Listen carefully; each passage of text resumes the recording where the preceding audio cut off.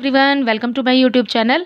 आज मैं आपको एनसीईआरटी मैथ्स क्लास 6 एक्सरसाइज 5.4 से इसका क्वेश्चन 4 कराऊंगी। देखिए क्वेश्चन 4 है, measure the angles given below using the protractor and write down the measure. ठीक है, आपको यहाँ पर ये जो फिगर बने हुए हैं इनका मेजरमेंट बताना है। आपको इसके लिए प्रोटेक्टर का यूज़ करना है। ठीक है, तो हम इस जी का यूज़ करेंगे इन फिगर्स को मेजर करने के लिए। ठीक है, इनका मेजरमेंट निकालने के लिए देखिए कैसे करेंगे। जहाँ ये पॉइंट दोनों मिल रहे हैं, जहाँ ये दोनों लाइंस मिल रही हैं, आपको अपने डी का ये सेंटर वाला पॉइंट उस पॉइंट के ऊपर रखना है, ये जो बीच वाली लाइन है। ठीक है, और जो ये नीचे आपको डी में लाइन दी हुई है ये दिखाई दे रही होगी आपको। ठीक है, तो इस लाइन को रखना है आपने अपनी सेंटर, ये जो नीचे वाली लाइन है इसके ऊपर। ठीक है, तो देखिए कैसे रखेंगे। इस पॉइंट के ऊपर बीच वाली लाइन, ठीक है, और ये नीचे वाली लाइन के ऊपर अपने डी की ये सीधी रेखा। ठीक है, तो देखिए ये एक तिरछा फिगर बना हुआ है, टेढ़ा है। ठीक है, तो हमें ऐसे ही रखना है। ओके, अब जब आप रखेंगे ना इसको इसके ऊपर, तो आप देखेंगे कि नीचे वाली जो लाइन है वो छुप जाएगी। और देखिए एरो तो बना हुआ आपको दिखाई दे रहा होगा यहाँ पर। ठीक है, हमने सेंटर में ये जो सीधी लाइन है उसको बीच में रखा। ठीक है, और ये वाली लाइन के ऊपर हमने अपने डी की लाइन रख दी है। अब देखिए, अब ये कन्फ्यूजन होता है कि आपको कौन से वाले नंबर लेने हैं। मतलब इसमें दो तरफ से बना हुआ है, यहाँ भी ज़ीरो है और इस साइड पर जब आप देखेंगे तब वो भी ज़ीरो है। ठीक है, अगर आप अपने डी को उस तरफ रख रहे हैं, ठीक है, इस तरफ रख रहे हैं, तो आप जो मेजरमेंट लेंगे वो आप लेंगे नीचे वाले का। ठीक है, अगर आप अपने डी के पॉइंट को इस रेखा के इस तरफ रखेंगे, ठीक है, जैसे कि मैंने इस तरफ रखा, तो हम मेजरमेंट लेंगे फिर ऊपर का। ठीक है, तो ये होगा।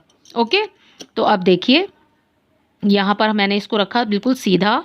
ठीक है, अब देखिए ये जो रेखा बनी हुई है जो ब्लू कलर से आपको नज़र आ रही होगी बीच में। ठीक है, ये देखिए कहाँ पर आ रही है, ये बिल्कुल सेंटर में आ रही है। ठीक है, यहाँ पर देखिए एक बड़ी लाइन आपको दिखाई दे रही होगी।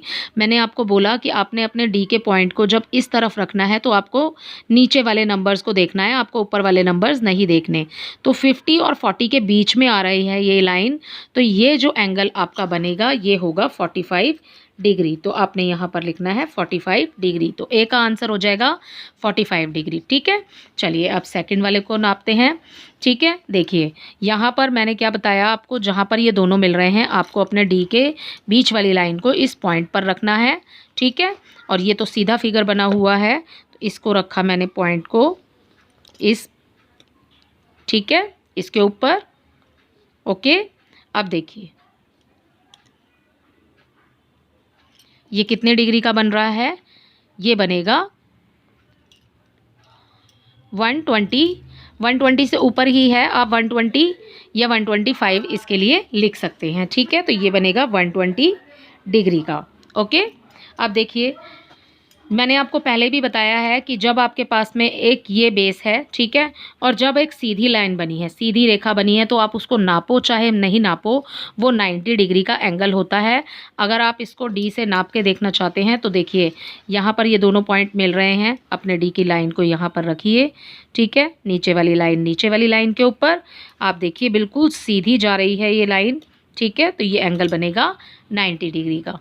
ठीक है, अब देखिए ये वाला फिगर देखिए, इसमें एक एंगल तो यहाँ बन रहा है, एक एंगल यहाँ बन रहा है और एक तीसरा एंगल यहाँ पर बन रहा है। ठीक है, इस तीसरे एंगल को ये तीसरे एंगल को देखिए, जैसे कि ये सीधी ये एक लाइन है और ये एंगल बन रहा है बिल्कुल सीधा। जब सीधा बनेगा तो हमने इसमें भी किया है कि जब सीधी लाइन ऊपर एक सीधी लाइन होगी तो वो 90 डिग्री का होगा। तो ये हो गया आपका एंगल 90 डिग्री का। ठीक है, अब इस एंगल को नापने के लिए आप आधार किसको मानेंगे, ये वाली लाइन को। ठीक है, और ये लाइंस कहाँ मिल रही हैं, यहाँ पर मिल रही हैं, और एंगल कहाँ बन रहा है, ये।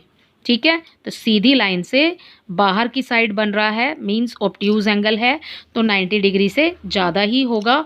मेजरमेंट करके देख लेते हैं। ठीक है, देखिए रेखा रखेंगे, इसके ऊपर रखा हमने इसको। ठीक है, तो ये कहाँ आ रहा है, ये आ रहा है 130 और 140 के बीच में। मैंने आपको बोला कि जब आप अपने डी को उधर की साइड ना रख करके इस तरफ रखेंगे, इस रेखा के रेखा के इस साइड रखेंगे, ठीक है, राइट साइड पर जब रखेंगे तो आपको नंबर्स देखने हैं ऊपर वाले, ठीक है। तो ये किसके बीच में आ रहा है, 130 और 140 के बीच में, तो ये हो जाएगा 135 डिग्री का एंगल। तो आप यहाँ लिखेंगे 135 डिग्री, ठीक है। अब देखिए ये आपके पास आधार है, ठीक है, बेस है, और उसके बाद में एंगल बन रहा है ऐसे। अगर ये 90 डिग्री का होता तो ये बिल्कुल सीधा बनता, लेकिन ये 90 डिग्री से अंदर की साइड बन रहा है, मीन्स ये एक्यूट एंगल है, ठीक है, 90 डिग्री से कम होगा। जहाँ ये दोनों मिल रहे हैं अपने डी को रखिए राइट और सीधी लाइन पर, ठीक है। अब ये 90 डिग्री से अंदर बन रहा है, ये बन रहा है आपका 70 और 60 के बीच में, तो हम इसे लिखेंगे 65 डिग्री, ठीक है। तो इसी के साथ आपका क्वेश्चन नंबर 4 कंप्लीट होता है। अगर आपको ये क्वेश्चन अच्छे से समझ आ गया है तो प्लीज़ मेरे चैनल को लाइक और सब्सक्राइब कीजिए। Thank you.